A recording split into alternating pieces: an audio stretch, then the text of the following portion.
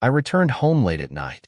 It wasn't that I was eager to be there, but fatigue drove me to the familiar place that had once been a refuge and was now something else. The house greeted me with an overly dense silence, as if it had been waiting. Inside, the air was thick and still, as if the walls hid something heavy that no one had yet dared to name. The light in the kitchen was the only source of life in this darkness. It pierced through the doorway, casting shadows that snaked across the floor. As soon as I closed the door behind me, which creaked louder than usual, I heard a soft voice. "Jake, is that you?" It was Claire, the stepmother who always tried too hard to be kind, too friendly. Her voice, usually light, held a barely perceptible note of anxiety. "Yes, it's me," I muttered, carefully avoiding eye contact as I entered the kitchen. She stood by the stove in her nightgown, stirring something in a pot. The light above the table highlighted her two perfect features, almost devoid of warmth. "You look tired," she noted. "I am," I replied, unable to hide my irritation. At the table sat my father, Ryan, holding a newspaper, but he looked as if he was staring through the pages, not reading a single word. He didn't even look up when I entered. "Overworked again?" he tossed casually, not bothering to hide his indifference. I just nodded, feeling the fatigue intertwine with irritation, becoming a dense lump in my chest. "I'm going to bed," I said before anyone could offer me food. Claire turned to me, a strange look flashing in her eyes.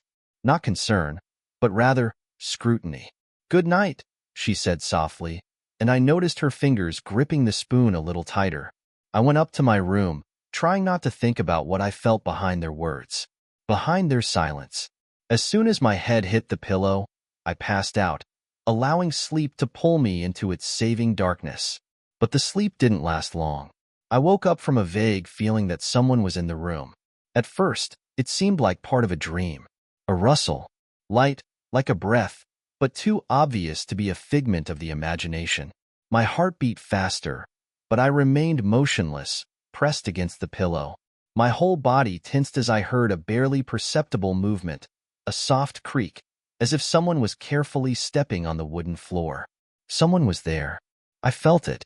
I felt it on an instinctual level. A cold touch brushed my hand.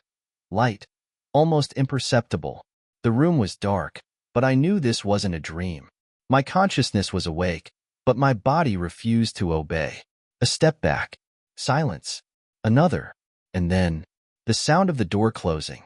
I opened my eyes in the semi-darkness, feeling my heart pounding so loudly it seemed its echo would fill the room. No one. Just my room, shrouded in anxious silence. Who was it? And why can't I figure out what's scarier now, knowing the answer or remaining in ignorance? Morning came too quickly. I woke up to the smell of coffee and the sound of dishes coming from downstairs. My head was pounding as if the memories of the night's events were still pulsing in my consciousness, refusing to disappear. When I went down to the kitchen, Claire was at the stove, flipping pancakes with such concentration as if it was the most important moment of her day. She was humming to herself, but I caught a slight uneasiness in her movements. "Good morning, sleepyhead," she smiled, without even turning around. "Morning," I mumbled, sitting down at the table. Father, as always, was buried in his newspaper. He nodded to me without taking his eyes off the headlines. It seemed like he didn't notice anything happening around him. "How did you sleep?" Claire asked, placing a plate of pancakes in front of me. I froze. The question was too ordinary to be ordinary. Her voice sounded calm, but something in it bothered me. "Fine," I lied. "You look tense," she noted, leaning over to place a cup of coffee in front of me. Her gaze met mine, and in her eyes, I caught a shadow of something guilty, or was I just imagining it? "Maybe it's because of work," Dad interjected, folding the newspaper. "Jake, you're taking on too much." "It's fine," I hurried to assure him, though inside I was boiling. Claire went back to fussing at the stove. Her voice sounded ordinary when she asked, "Are you staying home today or going to the library?" "Staying," I replied, trying not to meet her gaze. Dad looked at his watch and got up from the table. "I have to go. Client scheduled an early morning meeting." "Good luck," Claire tossed, without even turning around. When the door closed behind him, The silence in the kitchen became almost deafening. I felt the tension between me and Claire hanging in the air. Was there something you wanted to say? She suddenly asked, placing a dish in the sink. And no. She turned to me, her gaze too intent, too scrutinizing. Do you look thoughtful, Jake? If something's bothering you, you can talk to me. I swallowed, feeling the memories of the touch and the night sounds resurfacing in my consciousness. It's fine, I said, a bit sharper than I intended. Really? She squinted. You look so tense, as if you've seen a ghost. Those words hit me. Did she know? Was she testing my reaction? Just tired, I muttered, getting up from the table. I didn't give her a chance to continue the conversation and headed back to my room. An hour later, I sat at my laptop, staring at the screen where the blinking cursor mocked my inability to concentrate. My head was buzzing. Who was in my room? And what should I do now? The silence was broken by a knock at the door. Jake? Can I come in? Claire's voice. What? I responded, trying to sound calm. The door opened, and she entered without waiting for permission. In her hands was a tray with cookies and a cup of tea. I thought you might need something sweet, she said with a smile that didn't reach her eyes. Thanks, I replied, trying not to look at her.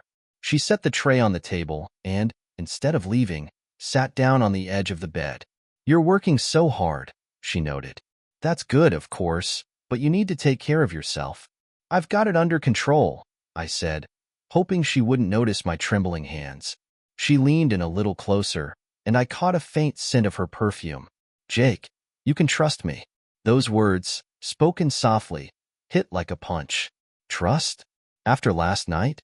I finally looked up and met her eyes. Can I? I suddenly blurted out. She froze, her smile disappearing. What do you mean? Were you in my room? The words came out softer than I expected, but they still seemed to stun her. For a moment, she looked confused, but she quickly composed herself. Jake, what kind of questions are these? Of course not. I kept looking at her, feeling the tension rising. Her face remained calm, but her eyes didn't lie. Are you sure? I asked, not even knowing what I expected. Claire jumped up, her voice turning cold. I don't know what you're trying to say, but I don't like it. She turned around and left, leaving me alone in the room. But I knew one thing. Her reaction said more than any words. She was lying. The day dragged on endlessly. After the morning conversation with Claire, I felt like a chess player who sees the trap but doesn't know how to avoid it. Questions buzzed in my head, colliding and intertwining like the threads of a spider's web. Who did she think I was, a fool? Or was she just trying to hide behind the mask of a caring stepmother? By evening, the house was once again enveloped in tense silence. Dad was late from work, as always, and Claire occupied the living room. I could hear the muffled sound of the TV, but I didn't dare go downstairs. This time, I didn't want to risk it. However, around 8 o'clock, her voice cut through the air. Jake, are you coming down? I've made dinner. I hesitated. Maybe I shouldn't answer? Pretend to be busy? But the thought of her coming upstairs herself made me sigh and head downstairs. She was sitting at the kitchen table, her hands folded. Her gaze was focused, almost stern. In front of her was a half-full glass of wine. I was starting to think I'd have to drag you down here by the scruff of your neck, she said with a thin smile, but her eyes remained serious. I'm not hungry, I tossed, heading to the sink to get some water. Sit down, she said, her voice lowering. We need to talk. My heart clenched. There was something ominous in the air, like the anticipation of a storm. About what? I asked, not turning around. About what happened, or what you think happened. I slowly turned around. She was looking straight at me, as if challenging. I didn't know what angered me more, her confidence or her attempt to deny everything. You were in my room, I finally said. You can deny it all you want, but I know. Claire leaned back in her chair and sighed, as if she carried a burden she now decided to lift. All right, she said softly. Yes, I was there. Those words were like a slap. Why? My voice trembled with a mix of anger and fear. She looked away, her fingers nervously playing with the stem of the glass. Because I was worried about you, Jake. You looked so tired. I just wanted to make sure you were okay. Make sure I was okay? I almost laughed in outrage. In the middle of the night? Without warning? You don't understand, she began, but I cut her off. And no, you don't understand. You invaded my personal space. Her face paled, but she didn't look away. You don't know what it's like to be alone, Jake. Your father is always at work, and you're either at college or locked in your room. This house has become so empty. Is that an excuse? My voice broke. She shook her head, her eyes glistening with tears she desperately tried to hold back. And no, it's not an excuse. It's the truth. Silence filled the kitchen, thick and palpable. I felt my emotions, like waves, beginning to subside, leaving only the echoes of exhaustion. That doesn't mean you can. I trailed off, unable to find the right words. I know, she said softly. I made a mistake. For a moment, she seemed sincere, but something in her voice, barely perceptible, made me feel a chill. Don't do it again, I said, looking her straight in the eyes. I promise, she replied, her voice almost a whisper. I turned away, heading upstairs, leaving her in the kitchen with her glass of wine and overly complicated excuses. But even after I closed the door behind me, the feeling of unease didn't leave me. Her words had sounded too easy. The promises she made seemed empty, and I knew this wasn't the end. Night fell on the house with an oppressive silence, as if the very darkness conspired to heighten my tension. I lay in bed, eyes closed, but sleep wouldn't come. My mind raced with thoughts of what had happened earlier at dinner. Claire had been too calm, her apologies too easy. It didn't sit right with me.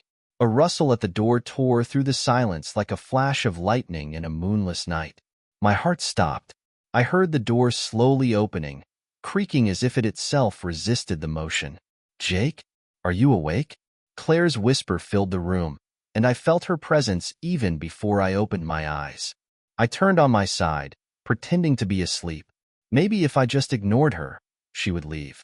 But the footsteps approached, light, cautious, as if she feared someone else might hear. Jake. Her voice became a bit more insistent. I felt the mattress slightly give way under her weight. What are you doing? I finally spoke, my voice hoarse, as if the words were stuck somewhere in my throat. She sat on the edge of the bed, her silhouette barely visible in the dim light of the nightlight. Her hands gripped the edge of the blanket, and her eyes seemed too large, too tense. You looked so tired at dinner. I just wanted to check on you. Check on me? I echoed, feeling the agitation rising in my chest. You could have done that in the morning. She looked away, her shoulders slumping slightly. You're right. It was probably inappropriate. But, she hesitated. I just feel like we've grown so distant. I want you to know you can trust me. I propped myself up on my elbows, looking at her. Don't you think this is a strange way to show trust? She looked at me, her gaze strangely soft, but with a desperate plea in her eyes. I didn't want you to take it the wrong way, she said, her voice trembling. You're the only one I can talk to. Ryan is always busy. She trailed off, looking away as if searching for words. Just what? I asked. Just wanted to feel like I mattered to someone. Her voice was barely audible. Those words hung in the air, and I felt them hit me. There was something real in her voice, something that made my anger and fear begin to recede, giving way to an inexplicable feeling. Claire, I began, but she interrupted. Do you think I don't notice how you look at me? Her voice dropped lower, almost to a whisper. I froze, unable to comprehend what she was talking about. What? What do you mean? She leaned in closer, and her hand rested on mine. Her touch was soft, but it burned. You're an adult, Jake. I see how you're changing and... She stopped, her face too close. I can't ignore it. My heart was beating so fast I was afraid she could hear it. Her words, her tone, it all confused me. You shouldn't be saying this, I managed to say. She smiled slightly, but her eyes were filled with pain. Maybe I shouldn't, she replied, but it's the truth. Her other hand slid to my face, and I instinctively pulled back. Stop, I said, my voice trembling. This is wrong. Her smile disappeared, and a look of regret crossed her face. I'm sorry, she said, removing her hands. Her eyes were moist.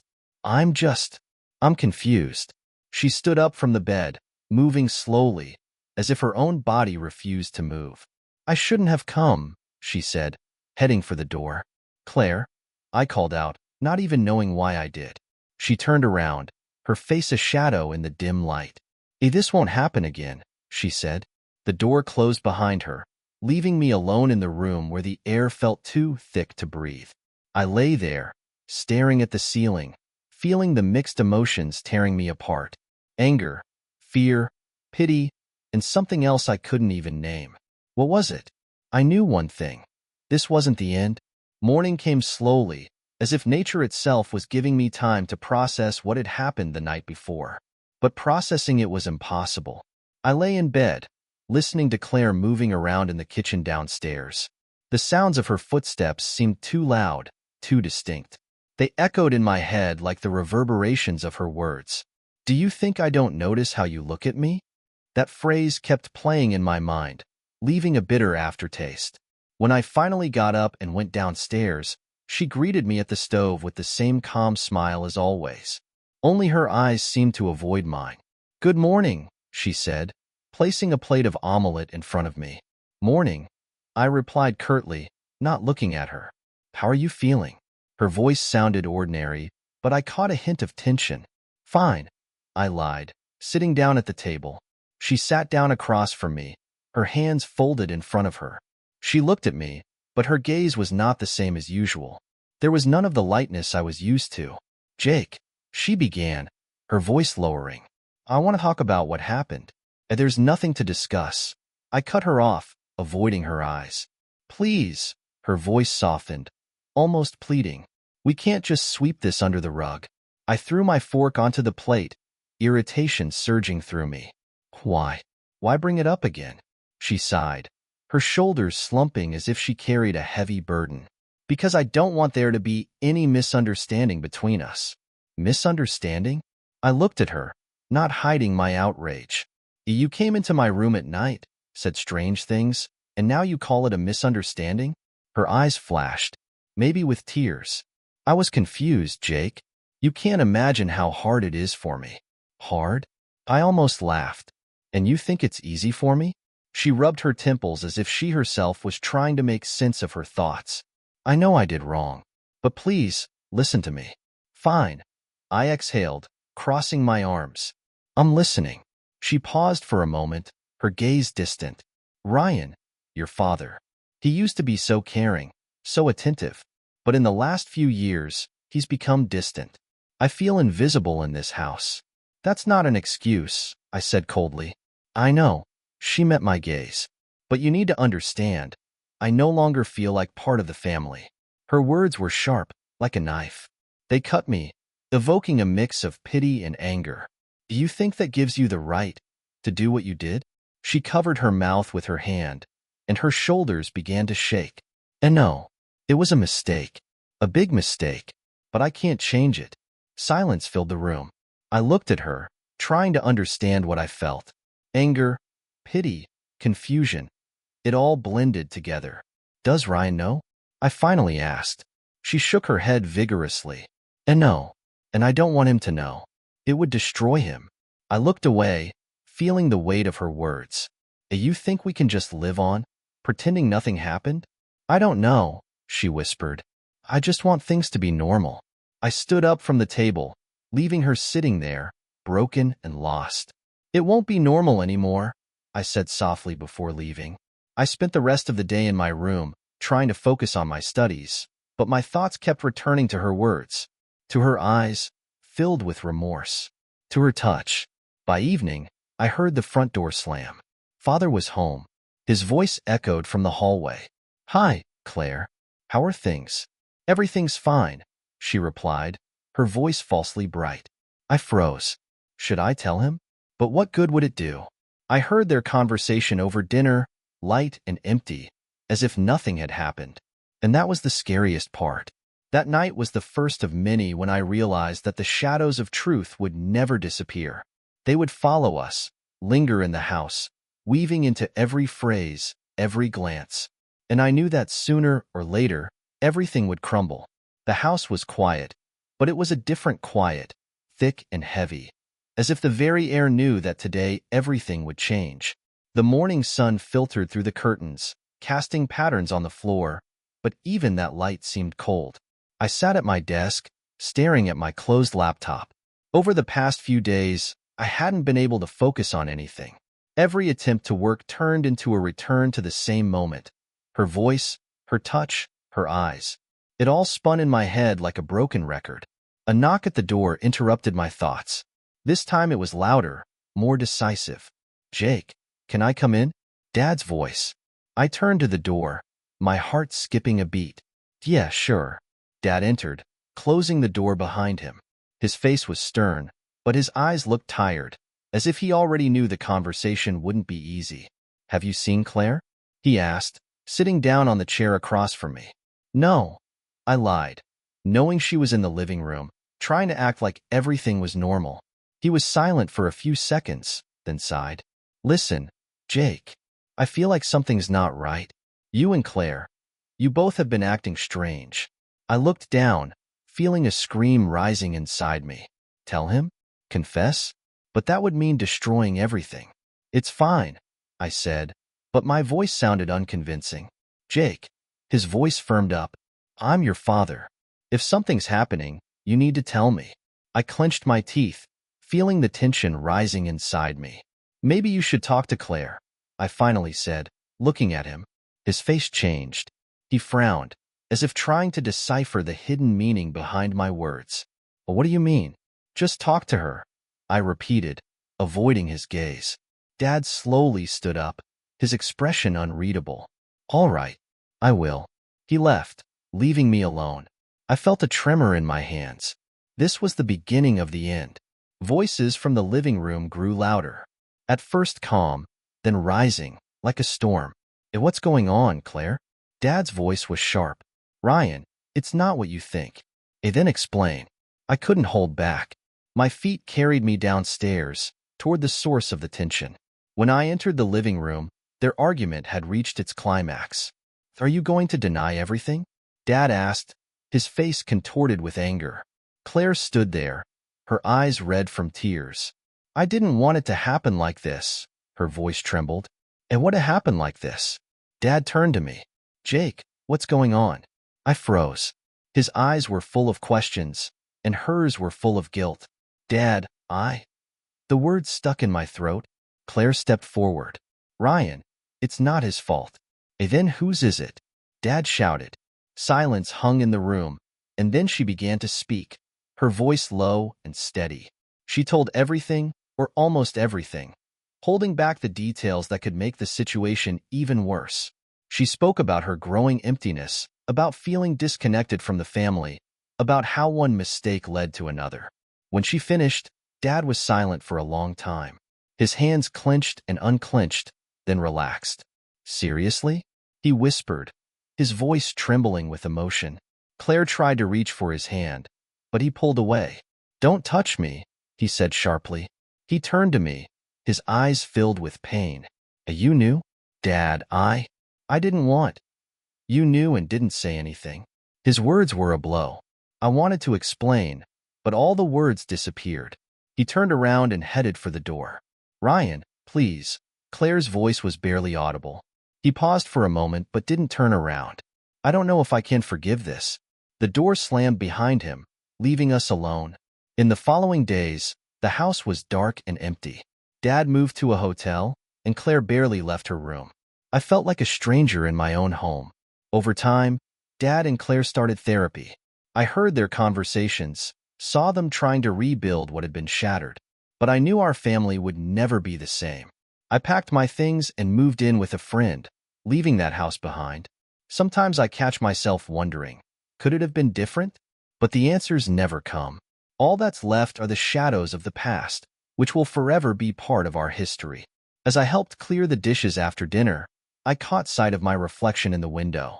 I looked older, more mature, but also happier. I had faced one of the most challenging experiences of my life and come out the other side stronger and wiser.